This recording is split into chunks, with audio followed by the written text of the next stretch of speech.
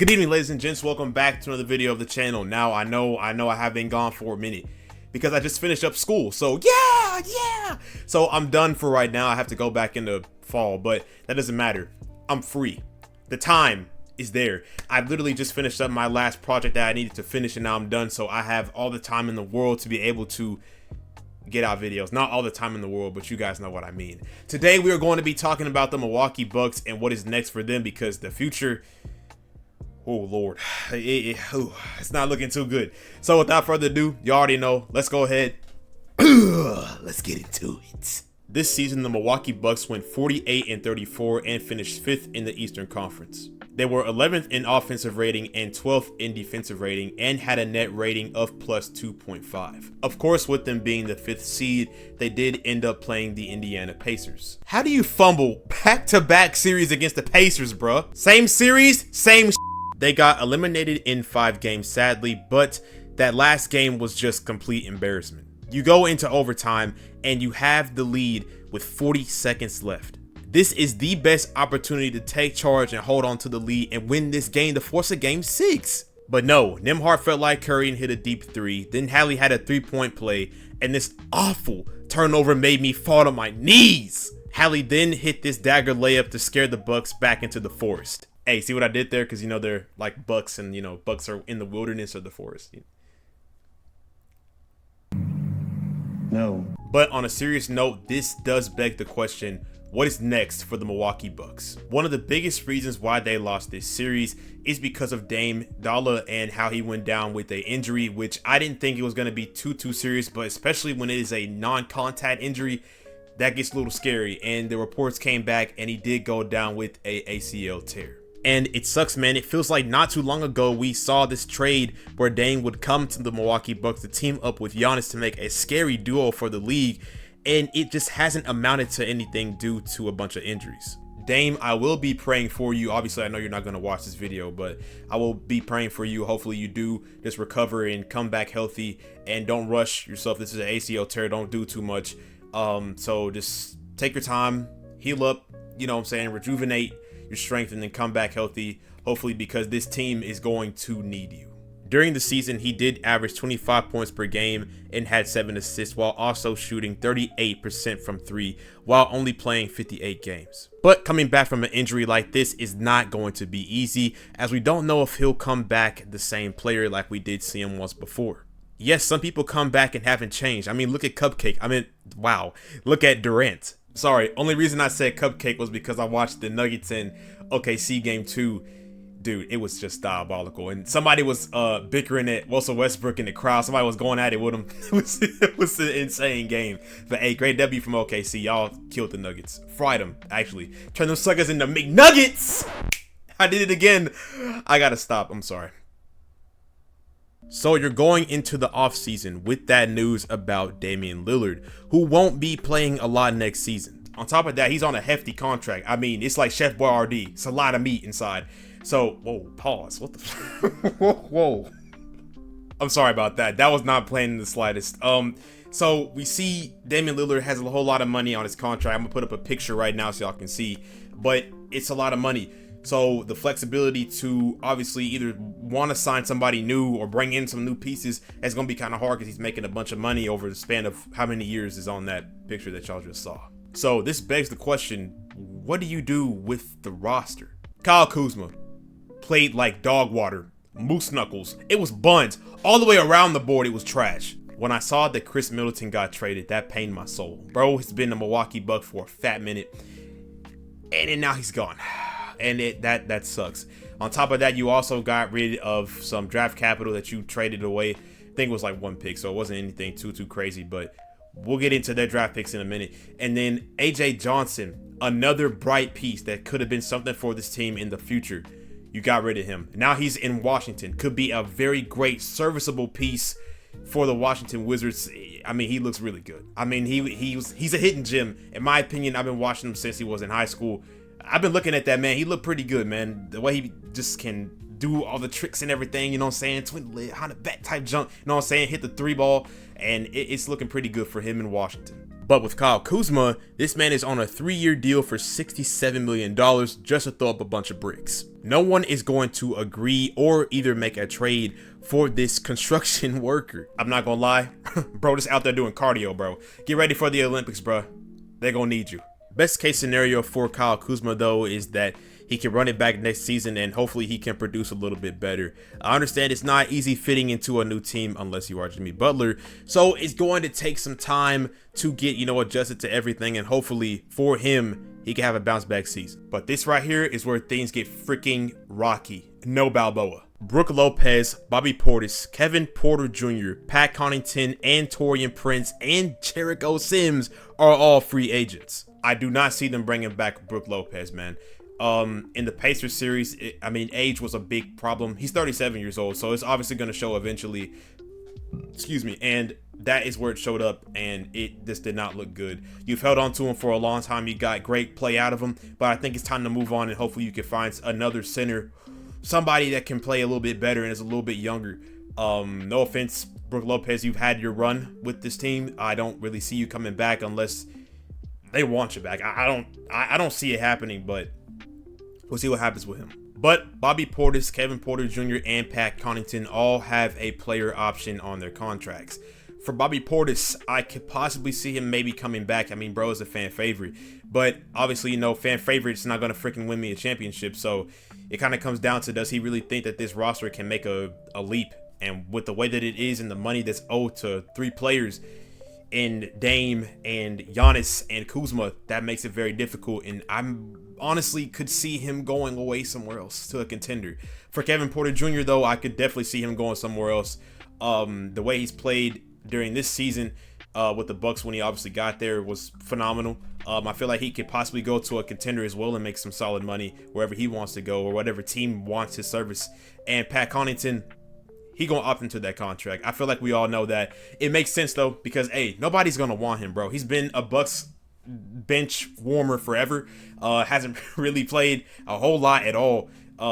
These past couple times, games have been going on. So, it's free money. You can't really beat that, bro. I'm sitting on the bench, I'm watching the game and I'm making millions, bro. Come on, that sounds like a dream. Also, forgot to mention that Gary Trent is a free agent. I don't know what that was. Excuse me for that. Gary Trent Jr. is a free agent. There we go. So he could definitely look to go somewhere else, especially what he did in the Pacers series. Played some pretty good games until he turned over that ball. I will never, ever let that run out of my mind. That was just a bad turnover, bro. Other than that, I could definitely see him going somewhere else and getting serviceable play on a contending team. He's a great shooting guard, could bring a veteran presence to a young team if need be somewhere, but he's a really, really good player, and I definitely see him going somewhere else and not staying with the Milwaukee Bucks. With all those names being said, there is only one more name. No, not him, but he is pretty good. I'm talking about Giannis Antetokounmpo. It's not out of the question to trade the Greek Freak.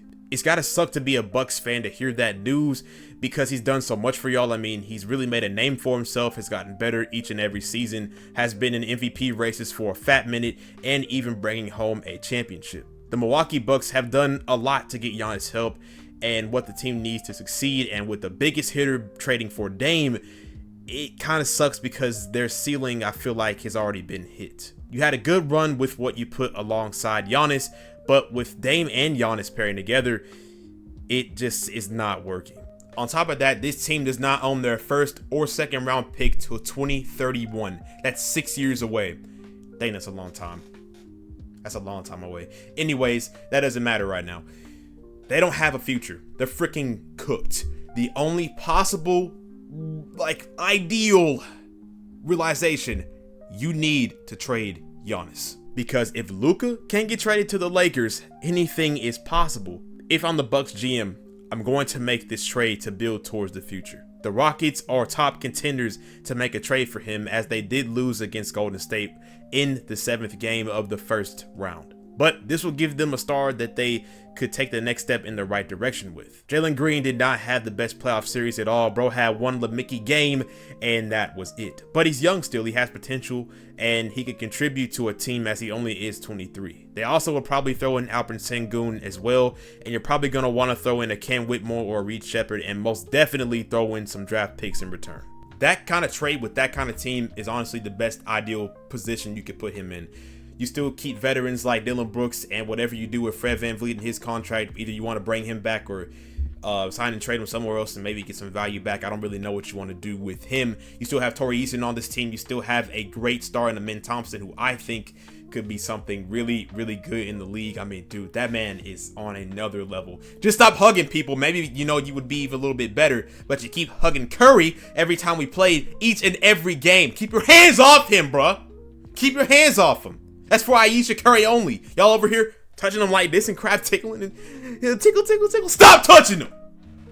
I'm sorry. It was that was a lot on my mind. I'm so glad we beat the Rockets and got them out the way. I had a heart attack throughout that whole entire series. In the Bucks position, you get a great player in Alperen Sengun, who is phenomenal. Kind of struggled a little bit towards the end of the first round against Golden State, but still a solid player and can do a whole lot of things for you down low in the post. Jalen Green is a guy that hasn't really been showing us too much.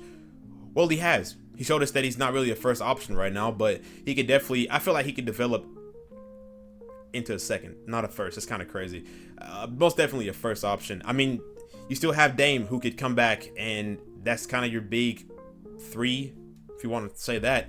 And whoever you get, either Cam Whitmore or Reed Shepherd, regardless, whoever you get out of those two, you might get both. I don't know. But one of those two on that team would be phenomenal. Reed Shepherd didn't get a lot of run on this team at all. Same with Cam Whitmore. So them going somewhere else would honestly be really good for them. And it will just work out. On top of that, you probably get at least 3 to 4 first round picks. So you can get some draft capital right there, and that kind of sets you up for the future. I mean, you have pieces and players, you have decisions that you can rock with and options that you have to obviously, you know, go to. So that's pretty good for them. Another team is the Brooklyn Nets. I did see that as well, but I don't really see Giannis going to a Brooklyn Nets team. I feel like even if they did make a trade, I mean, you probably have to give up Nicholas Claxton, Cam, and I feel like that's already a lot right there. And you really are going to leave Giannis with nothing except for a bunch of young players and some G Leaguers, and I don't think that's a good idea for any of those two teams to really do right now. Overall, the Bucks just have huge decisions to make. Yes, it is a whole lot on the brain for your GM, Bucks fans, to just think about doing, man. I mean, it's so much to think about, and that's not easy. I mean, that whole roster is kind of just gone, so you can like rebuild it, but it's the money, man. I mean, Dame making 50, Kuzma making 67 over 3 years, and then Giannis' contract, he's locked up for 2 more years, and then he's a free agent as well. So it's a lot going on. It's a lot on the table, and I mean, it's a lot, man. I just don't know where they go from here, really, than other to trade Giannis. It's the best position. It's the best thing to do. It just makes sense. Now, for Bucks fans, I do want to say, what do y'all have to say about this? Do you agree with what I said? Do you not agree with what I said? Please let me know down below. Comment as well down below. And this is a team that I'm definitely going to keep watch on for sure during the offseason. Definitely one of the top teams because of Giannis. This might be the top team. I take that back. This is the top team I'm going to be looking at to make a video on if they decide to trade Giannis or not. We'll see what they do. It just makes sense. I mean, you get draft capital. You know what I'm saying? You need that. You ain't got nothing. You're broke right now. Ain't no pennies in your pocket. You're just empty with lint. So that's kind of bad for you. But we'll just see what they do. We'll see what happens with them. And that's really all I have to say about the Bucks. And I don't really have anything else to say other than good luck, Bucks fans and the organization, because y'all got a lot of cookies on your plate, man. A lot of cookies, and Santa's not coming in to scoop them on up either. So you got to handle them cookies yourself. So good luck. Just good luck. All right, you guys have made it to the end of the video. Thank you all for watching. If you enjoyed, please hit the like button, and of course, let me know what you want in the comments down below. It could be any team you want. You want me to talk about the Lakers? I'll do it. The Pistons? I'll do it. Any team right now, I will do it. Trust me, let me know right now. The next team I probably do have in line is the Lakers, and I'll put up another poll after that to see what y'all want next. But that's all I had to say about that. Oh, subscribe. What the frick? Whoa. Subscribe and hit the notification bell, please. Because I know y'all don't want to miss a video, and I don't want y'all to miss a video either. So keep it in mind. Just go ahead and hit the bell for me. Thank you.